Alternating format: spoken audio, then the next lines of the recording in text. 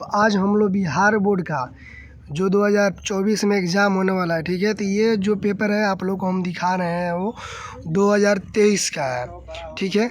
Science का ये paper है, किस तरह से क्वेश्चन आता है, किस तरह से फॉर्मेट होती हैं, ठीक है।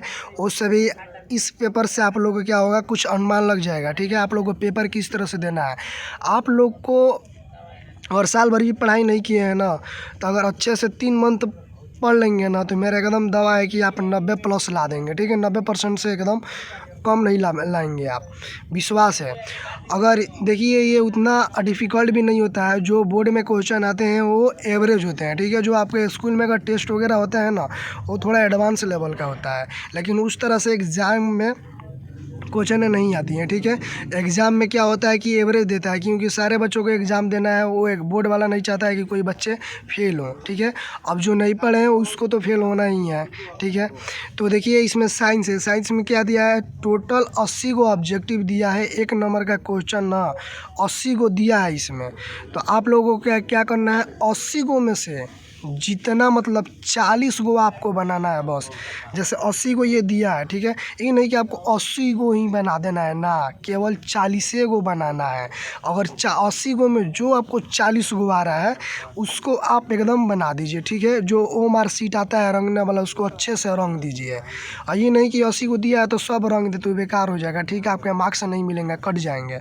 तो इस तरह से आपको बिल्कुल नहीं करना है, 80 को सब देख लेना है, ठीक है। उसी में से जो एकदम कन्फर्म हो कि हाँ हमको ये पता है, उसी 40 में 80 गो में से 40 गो पे क्या करना है, उसको गोला से खूब बढ़िया उसको घेर देना है OMR शीट पेपर पे, ठीक है। तो चलिए बिना टाइम वेस्ट किए ही इसको पेपर को स्टार्ट करते हैं, ठीक है। यहाँ पे इंस्ट्रक्शन लिखे होते हैं, ठीक है। इंग्लिश और हिंदी मीडियम के दोनों बच्चों के लिए होता है, ठीक है। क्वेश्चन जो होता है वो इंग्लिश और हिंदी दोनों में छपा रहता है, ठीक है। चलिए तो देखते हैं क्वेश्चन, ये सब है, आप पढ़ लीजिएगा इसको, ठीक है। यहाँ से चलिए, ये पेपर H है, ठीक है।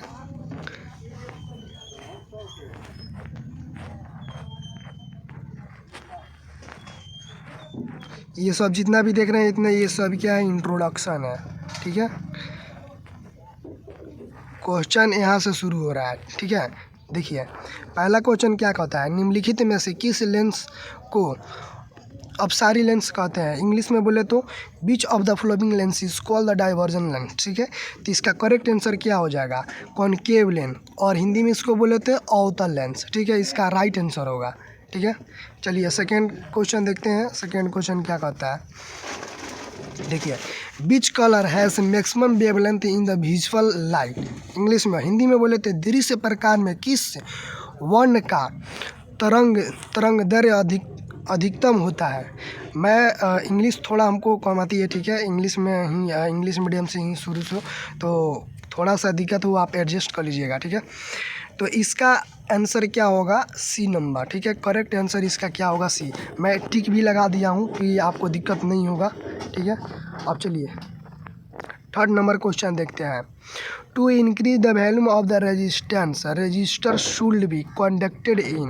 देखिए प्रतिरोध का मान बढ़ाने के लिए प्रतिरोधकों को जोड़ा जाना चाहिए। किस में जाना चाहिए, तो उसको सीरीज में जोड़ना चाहिए। एक होता है सीरीज और एक पैरेलल होता है। आप साइंस पढ़े होंगे तो आपको पता होगा, ठीक है। चलिए नेक्स्ट क्वेश्चन देखते हैं। 4 नंबर क्वेश्चन है, this instrument does not have a positive and a negative sign. कौन सा इंस्ट्रूमेंट है जिसमें ना ही पॉजिटिव साइन होता है और ना ही निगेटिव होता है। तो इन वोल्ट मीटर में होता ही है, इलेक्ट्रिक सेल में भी होता है। आप तो देखें इलेक्ट्रिक सेल जो बैटरी नहीं होता है, जो टॉर्च में बाहर जाता है, 3 गो रिमोट में भी लगता है, वही है, ठीक है। उसके बाद से D नंबर है इन कॉइल। तो इन कॉइल इसमें क्या होता है कि प्लस और माइनस साइन नहीं होते हैं। चलिए नेक्स्ट क्वेश्चन देखते हैं। A converging beam is incident on a plane mirror, the reflected beam will be. Reflected जो बीम होगा वो क्या होगा, यही पूछ रहा है आपसे। तो B नंबर होगा, ठीक है।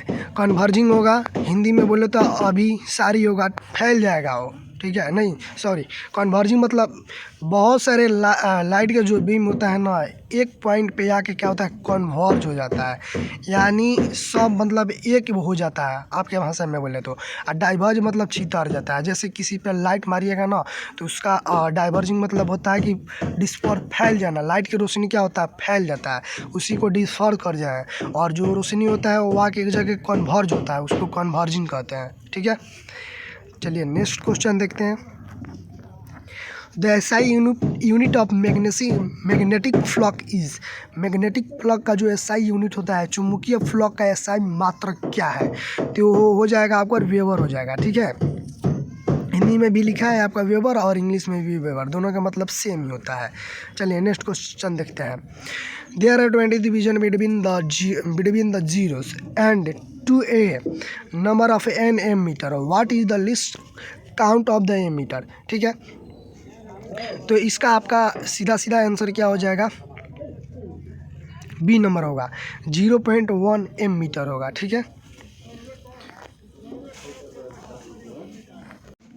इसमें आपको क्या करना है, नहीं बहुत सिंपल है, ठीक है। क्या करना है, 2 को 20 से डिवाइड कर दीजिए, बस 2 को 20 से अगर डिवाइड कर देते हैं तो आपका आंसर क्या होगा, 0.1 आएगा। चलिए नेक्स्ट क्वेश्चन देखते हैं।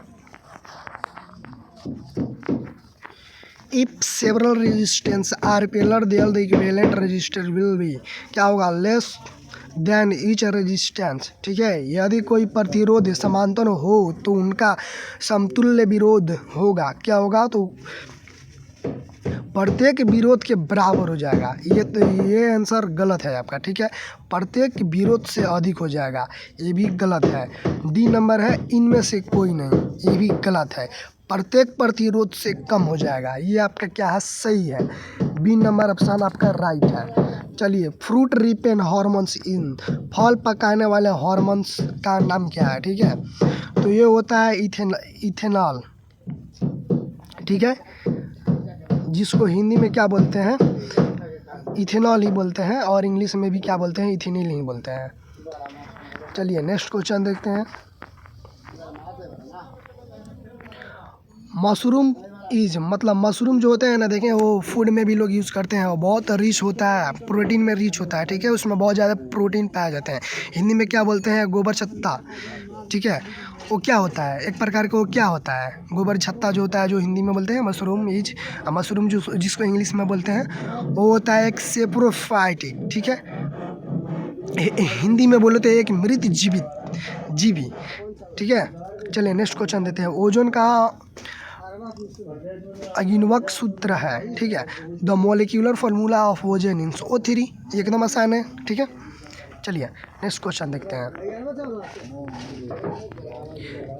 Which mode of nutrition is found in fungi, जो फंगी होते हैं उसमें किस प्रकार की न्यूट्रिशन का मोड पाया जाता है, ठीक है, सेप्रोफाइटिक। चलिए नेक्स्ट क्वेश्चन देखते हैं।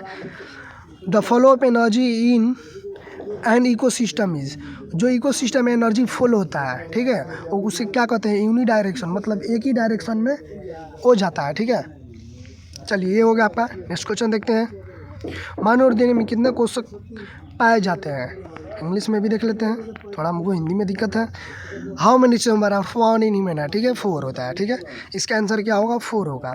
चलिए आ जाइए। According to evolutions view we are more similar to, हम लोग किसके तरह, देखिए विकासीय दृष्टिकोण से हमारी किससे अधिक समानता है, ठीक है। जैसे जैसे हम लोग विकास होते गए, ठीक है, पहले पता होगा आप लोगों को कि हम लोग हमारे जितने भी पूर्वज जो चिंपैंजी थे, ठीक है, हम लोग उन लोग से ही इन्वॉल्व होकर, ठीक है, इन्वॉल्व होकर यहाँ तक पहुँचे हुए हैं। तो हाँ, हम लोग किस तरह से सिमिलर ज़्यादा दिखते थे, ऑप्शन नंबर ए हो जाएगा, चिंपैंजी, ठीक है। दूसरे दही बनने में निम्नलिखित में से कौन सी विक्रिया होती है, ठीक है। Which one of the following reaction occur in the formation of curd from milk, दूध से दही जमने में कौन सी प्रक्रिया होती है, तो प्रक्रिया हो जाएगी fermentation, option number B right होगा इसका। चलिए नेक्स्ट क्वेश्चन देखते हैं। The atomic number of potassium is 19, जो एटॉमिक नंबर होता है पोटेशियम का 19 होता है। व्हाट इज द वैलेंसी, आप लोग को ये अच्छा से आना चाहिए, वैलेंस और वैलेंसी क्या होता है, ठीक है। जो सेल के आउटर लेयर में बच जाते हैं उन्हीं को वैलेंसी कहते हैं। ठीक है, ठीक है। फर्स्ट ऑर्बिट में आपका दो एटम क्या हो जाएंगे, फिल हो जाएंगे, फिर दूसरे में सेकेंड में क्या हो जाएगा 8, फिर तीसरे में क्या भी सेकेंड, तो ये हो जाएगा आपका 8 2 10 और 18 और 1 बच गया तो क्या हो जाएगा 19। तो ठीक है, question number answer number 1 right इसका answer. Which is the general formula of an alkyne. ठीक है, अल्काइन का जो जनरल फार्मूला होता है वो क्या होता है, ऑप्शन नंबर बी होगा CnH2n+2। ठीक है, चलिए नेक्स्ट क्वेश्चन देखते हैं क्या है। What is the atomic number of fluorine. तो ये तो एटॉमिक नंबर तो बहुत आसान है, आप आराम से इजीली इसको कम से कम तो 20 तक ले तो एकदम याद कर लीजिएगा। ठीक है ना, होगा ऑप्शन नंबर ए। चलिए, a solution turn red litmus into blue, the pH value of this solution would be, क्या होना चाहिए, मोर देन 7। ठीक है, 7 से क्या होना चाहिए, अधिक होना चाहिए।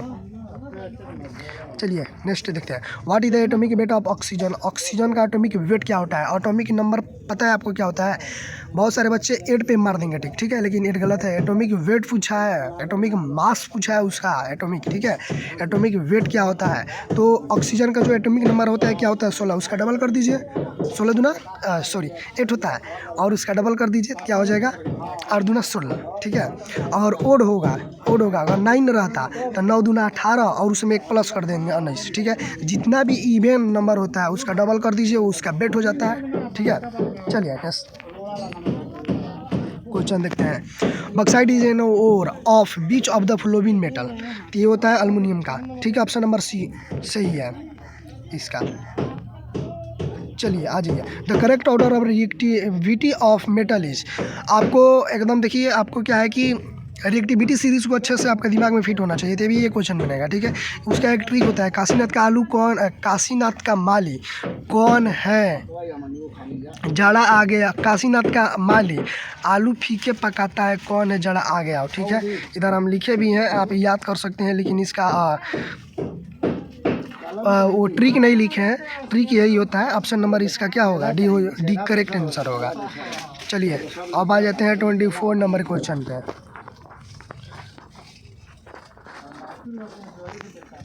ये जो रिएक्शन है, ठीक है, आपको देख के बताना है ये किस प्रकार का रिएक्शन है। ठीक है, तो ये क्या है, डिस्प्लेसमेंट है, किस तरह से डिस्प्लेसमेंट रिएक्टर है। इधर देखिए Fe2 और O3, ठीक है, प्लस 2A, इधर जाके क्या हो रहा है, ये जो है यहाँ पे Al जो है क्या किया है, F2 को क्या किया है, रिप्लेस कर दिया है, और यहाँ पे 2Al को क्या किया है, 2Fe है जो वो इसको रिप्लेस कर दिया है, डिस्प्लेस कर दिया है। इसीलिए कौन से रिएक्शन है, डिस्प्लेसमेंट रिएक्शन है। Which one of the following protein is responsible for the red color of blood। ये क्वेश्चन जो है 1 नंबर का पक्का हर एक साल पूछता है, हर एक साल के आप क्वेश्चन पेपर उठा कर देख लीजिए, ऑब्जेक्टिव में हर एक साल ये देता है। ठीक है, हमेशा ये क्वेश्चन 1 नंबर का फ्री में आपको देकर जाता है BR बोर्ड। ठीक है, तो इसका ऑप्शन नंबर क्या हो जाएगा, बी, हेमोग्लोबिन हो जाएगा। The colour of chlorophyll pigment is, जो पेड़ पौधे में कलर होते हैं, हरा होते हैं, आखिर में वो हरा क्यों होते हैं, किस पिगमेंट के कलर होते कारण होते हैं, तो पिगमेंट का क्या नाम है। ठीक है, तो पिगमेंट का नाम है क्लोरोफिल, और क्लोरोफिल के कारण पेड़ पौधों में किस प्रकार के रंग होती हैं, हरा, ग्रीन। ठीक है, ये आपका राइट आंसर डी हो जाएगा। चलिए नेक्स्ट क्वेश्चन देखते हैं। The hardest part of the teeth is, जो दांत का जो सबसे हार्डेस्ट पार्ट होता है, हिस्सा होता है, वो क्या होता है, इनामल होता है। ठीक है, ऑप्शन नंबर बी इसका राइट आंसर है। Which of the following is necessary the synthesis of the thyroxine hormones, तो ये क्या हो जाएगा, आयोडीन हो जाएगा। ठीक है, इसके कमी से क्या होता है, घेगा रोग होता है। बुढ़िया माँ का गाँव में देखे होंगे आप सभी लोग, पहले के जो बुजुर्ग होते हैं उनके यहाँ पे क्या होगा, ये जो ग्लैंड है ना, थायराइड ग्लैंड, ये क्या होते हैं, ये बाहर की तरफ आ जाते हैं। इसी को गांव में हम लोग क्या कहते हैं, घेगा रोग, घेगा माई या घेगा दादा सॉरी। ठीक है, चलिए नेक्स्ट क्वेश्चन देखते हैं। Which is an example of A decomposer. Decomposer किसको कहते हैं पता है, जो डेड एंड डिकाइंग मतलब सड़े गले वस्तुएं पे डिपेंड रहते हैं, उसी को कहते हैं डिकम्पोजर। तो कौन है ये है फंगस। ठीक है, आप ब्रेड वगैरह रख देंगे ना तो कुछ दिन के बाद देखेंगे उससे फंगस, वाइट वाइट से फंगस लग जाएंगे, उसी को क्या कहते हैं डिकम्पोजर या फंगस। ठीक है, which is the main source of energy on the earth. जो अर्थ पे एनर्जी का स्रोत है, मुख्य स्रोत है, वो कौन सा है। कोयल नहीं, गलत।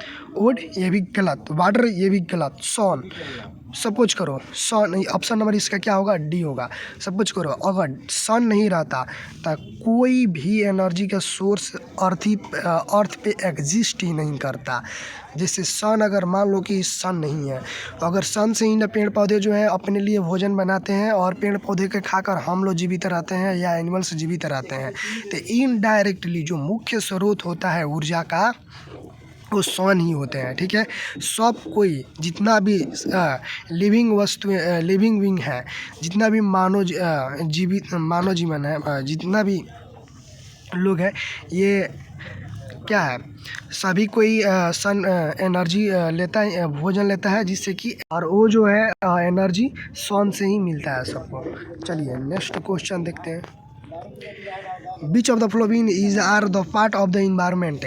कौन सा इन चारों ऑप्शन में से जो कि है इन्वायरमेंट का, वातावरण का हिस्सा है। फर्स्ट है एटमॉस्फेयर। एटमॉस्फेयर तो आपको पता ही होगा। हाइड्रोस्फीयर, लिथोस्फीयर मतलब भूमि होता है, एटमॉस्फेयर मतलब पता ही होगा आपको, हाइड्रोस्फीयर मतलब पता ही होगा, जो पानी वगैरह को हाइड्रोस्फीयर कहते हैं। ठीक है, तो क्या हो जाएगा, ऑल ऑफ दीज।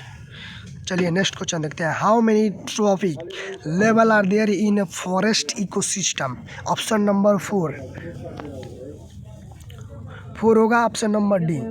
ठीक है, carbon combined with hydrogen to form hydrocarbon. Question में ही आंसर है। ठीक है, हाइड्रोजन जब कंबाइन करेगा कार्बन से तो कार्बो है, हाइड्रोकार्बन तो इसी तरह हो जाएगा। ठीक है, चलिए नेक्स्ट क्वेश्चन देखते हैं। Boron and aluminium belong to which group of element in periodic table. आपको पीरियोडिक टेबल भी याद रखना होगा इस क्वेश्चन के लिए। ऑप्शन नंबर सी 13 यानी कि 13। Which pigment make the colour of urine yellow. ठीक है, ऑप्शन नंबर बी इसका यूरोक्रोम। ये आपका option number B right answer होगा। चलिए नेक्स्ट क्वेश्चन को देखते हैं। The tiger is a consumer. अब जो टाइगर होता है किस प्रकार का कंज्यूमर है अर्थ पे। Third trophic level. ठीक है, bile juice is secreted bile. जो बाइल जूस होता है वो किस ऑर्गन से, बॉडी के किस ऑर्गन से सिक्रेट होता है, तो लीवर। ठीक है, आपका लीवर जो है सिक्रेट करता है। The forelimb of man cat and bat are, उसको क्या कहते हैं, फोर लिम्ब मतलब आगे वाला जो हैंड है, सेंस है इसका हैंड से, फिंगर से। ठीक है, हैंड से ही है। ठीक है, इसका यही सेंस है, एनसीईआरटी का ये क्वेश्चन है। Man cat and bat are क्या होता है, होमोलॉगस ऑर्गन इसको कहते हैं। ठीक है, हिंदी में इसको बोले तो समजात अंग कहते हैं। चलिए नेक्स्ट क्वेश्चन देखते हैं। Which of the following is an example of regeneration. Hydra हो जाएगा, हाइड्रा जहाँ भी काट के डालो वो रीजनरेट हो जाता है। ठीक है, चलिए नेक्स्ट क्वेश्चन देखते हैं। The genetic constitutions of an individual organism is called genotypes. इसको क्या कहते हैं, जेनोटाइप्स कहते हैं। चलिए नेक्स्ट क्वेश्चन देखते हैं। हम लोग को ज़्यादा टाइम नहीं लेना है क्योंकि आपकी एग्ज़ाम बहुत नज़दीक है। एग्ज़ाम से पहले देख कर ये वीडियो ज़रूर जाए। ठीक है, बहुत हेल्प होगा। ठीक है, आप साल भर कुछ भी नहीं पढ़े हैं पर ऐसा इस सब क्वेश्चन का प्रैक्टिस करके जाते हैं ना तो बहुत ही अच्छा प्रदर्शन करके आएंगे अपने एग्ज़ाम में। चलिए, which of the following is non renewable resource of energy. Petroleum है। ठीक है, जो एक बार इसको ख़त्म हो जाए ये एक बार ख़त्म हो जाएगा तो इसको रिन्यूएबल, ये फिर से दोबारा इसको बना नहीं सकते हैं। ठीक है, रिन्यू नहीं कर सकते हैं इसको। चलिए, the actual source of energy of fossil fuels क्या होता है? None of these. इसमें से कौन है? न्यूक्लियर फ्यूजन, सन, मून, कुछ भी नहीं है इसमें से, ठीक है। चलिए, दो which produce heat on combustions are called, क्या करते हैं? फ्यूल। इंजन थोड़े करेगा, फ्यूल है ना, इसको जलाएंगे तो क्या करेगा? हीट प्रोड्यूस करेगा। चलिए नेक्स्ट क्वेश्चन देखते हैं। Euro third is related to D. Euro क्या होता है? यूरो एयर पोल्यूशन होता है, ठीक है। ऑप्शन नंबर ए क्या है इसका करेक्ट आंसर है? Dispersion of white light is produces bye glass slab. Glass slab के माध्यम से आप लोग वाइट लाइट का डिस्पर्सन करा सकते हैं अपने लैब में। इसको अगर आपके पास लैब का व्यवस्था हो तो आप इसे ज़रूर कर सकते हैं, ठीक है, करके देख सकते हैं। चलिए नेक्स्ट क्वेश्चन देखते हैं। The device which directly converted solar energy into electrical energy known as solar cell. पता ही होगा आपको, सब किसी के घर में होगा, मतलब मैक्सिमम लोगों के घर में होगा। ये सोलर जो होता है ना, डायरेक्ट खींचता है सन एनर्जी, और सन एनर्जी क्या आता है? इलेक्ट्रिक एनर्जी देता है, ठीक है। चलिए अब नेक्स्ट क्वेश्चन देखते हैं। Which one of the following is a strong base. इनमें से चारों में से कौन है? तो ये हो जाएगा एन, ठीक है। Question option number A correct हो जाएगा, NaOH, ठीक है। चलिए अब आते हैं नेक्स्ट क्वेश्चन पे, ठीक है। विच is the chemical formula of dry ice? CO2, okay. ये राइट आंसर है आपका बी नंबर। चलिए आज ये क्वेश्चन नंबर 50 पे पहुंच गए, ठीक है। Which gas is liberated during the respiration, ठीक है। कौन सी गैस श्वासन क्रिया से मुक्त होती है?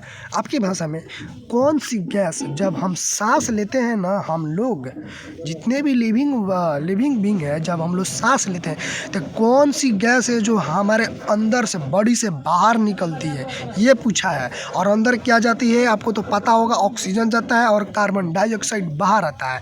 तो इसका करेक्ट आंसर क्या हो जाएगा? डी, CO2 को कार्बन डाइऑक्साइड कहते हैं। चलिए नेक्स्ट क्वेश्चन देखते हैं, ठीक है। नेक्स्ट क्वेश्चन की तरफ पहुंचते हैं, ठीक है। आपको ज़्यादा टाइम वेस्ट नहीं करना है, ठीक है। आपको कोई भी दिक्कत होगा तो इसको स्किप करके आराम से पढ़ सकते हैं। हिंदी और इंग्लिश दोनों में दिया हुआ है, ठीक है। तो मेरा हिंदी थोड़ा गड़बड़ है, इसलिए मैं इंग्लिश में ही बोल रहा हूँ, ठीक है। Which of the following color of light ray is most effective for photosynthesis, ठीक है। निम्न में से किस रंग की प्रकाश किरण संश्लेषण के लिए सबसे ज़्यादा प्रभावी है? तो इसका करेक्ट आंसर डी, रेड हो जाएगा, ठीक है। चलिए नेक्स्ट क्वेश्चन देखते हैं अपना। What is the liberated by the complete oxidation of glucose, ठीक है। ग्लूकोज के संपूर्ण ऑक्सीडेशन से क्या मुक्त होता है, मतलब क्या निकलता है? All of this, only energy निकलता है, only energy no, only CO2, only H2O, ठीक है। ऑल ऑफ दिस हो जाएगा इसका राइट आंसर।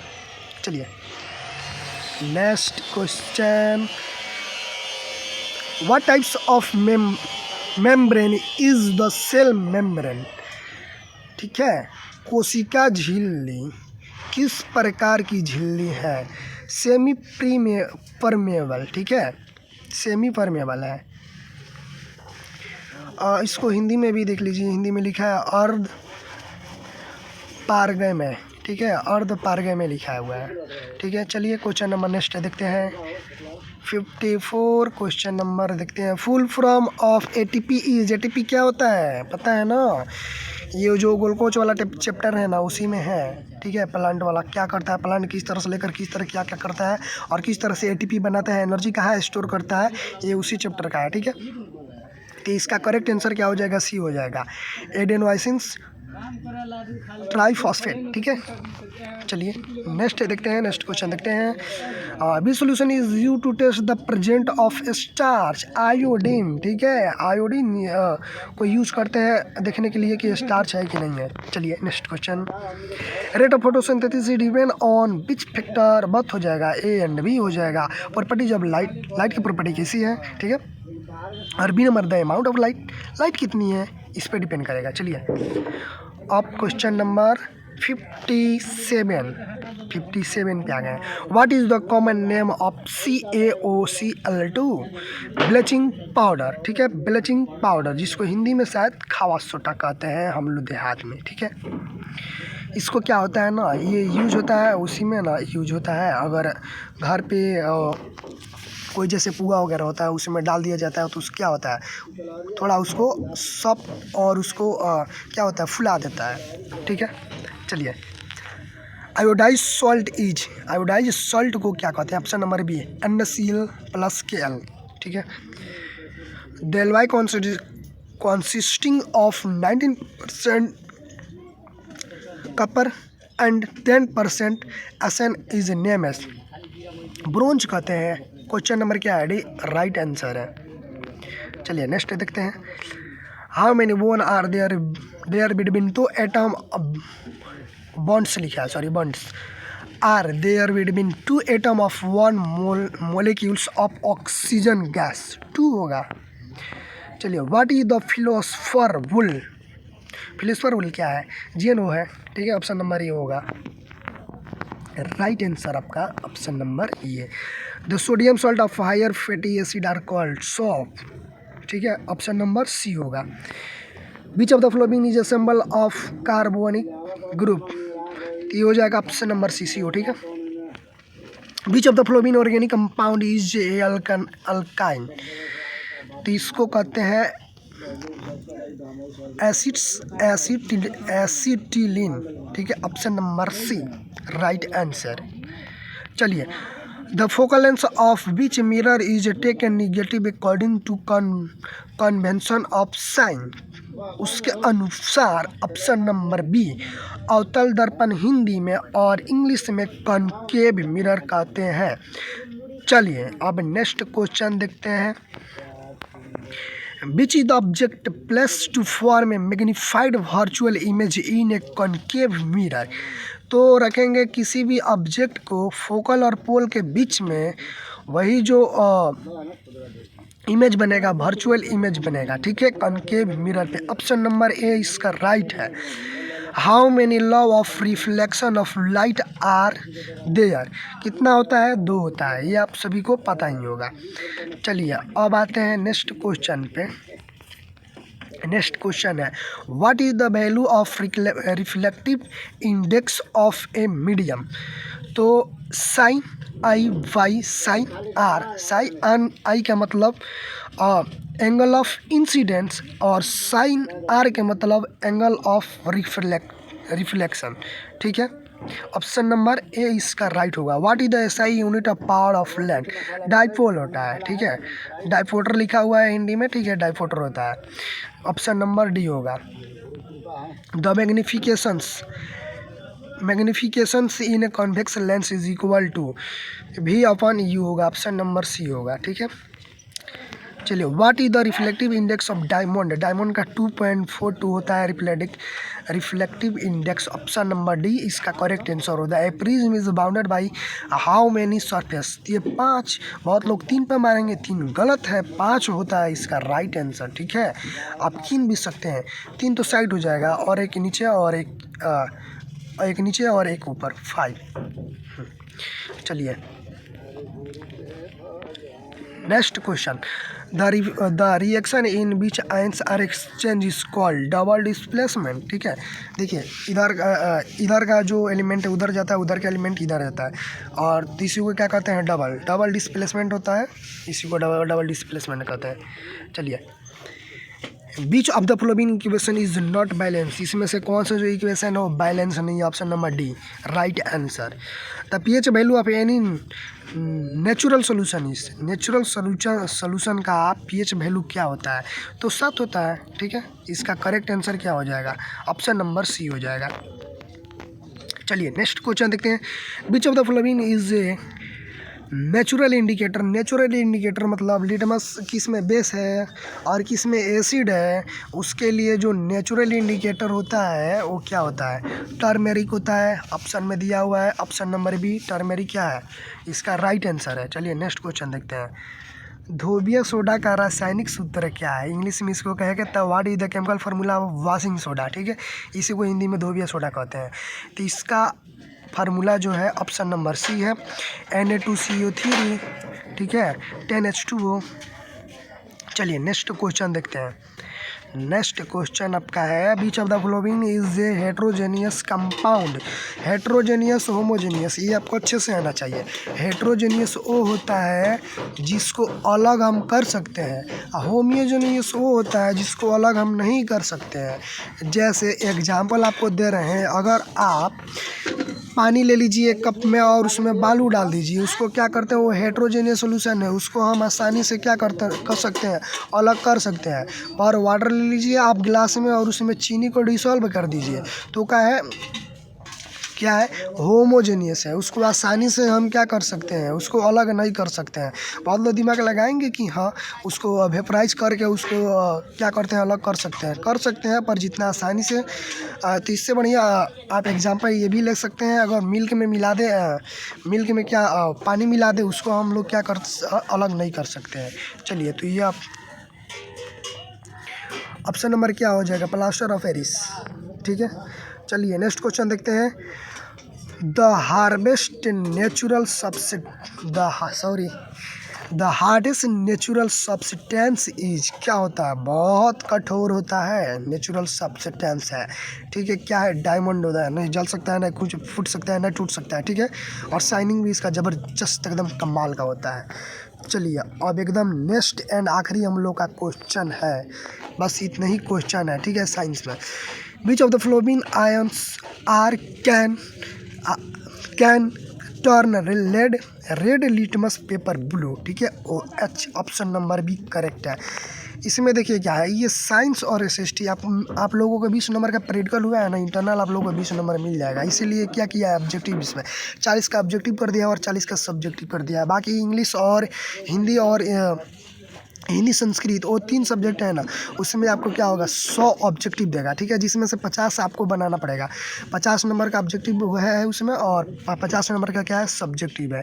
इसमें 40 इसलिए किया है क्योंकि ये क्वेश्चन पूरा टोटल जितना मार्क्स ये कैरी करेगा वो 80 गो मार्क्स ये कैरी करेगा। चलिए तो पूरा हम लोग आधे घंटे के अंदर ये जो है पूरा 80 का 80 क्वेश्चन एकदम आराम से और एकदम आसान लैंग्वेज में आसानी तरीके से इसको हम लोग कर दिए। जय हिंद, थैंक यू।